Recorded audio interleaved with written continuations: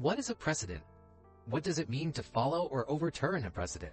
The general definition of the word precedent by Oxford Dictionary is an earlier event or action that is regarded as an example or guide to be considered in subsequent similar circumstances. Transposing this concept to the legal field isn't too difficult. The action in this situation is a decision made by a higher court.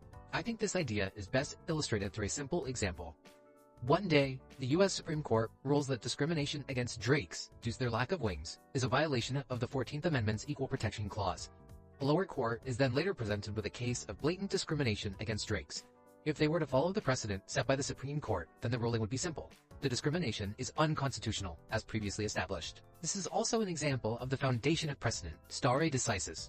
Latin for to stand by things decided, stare decisis is a doctrine that the courts must follow, making decisions that are consistent in factually similar situations.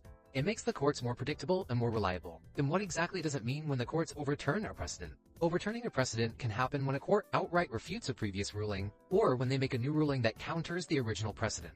This happens as society changes and new perspectives arise, which may contradict previously held beliefs.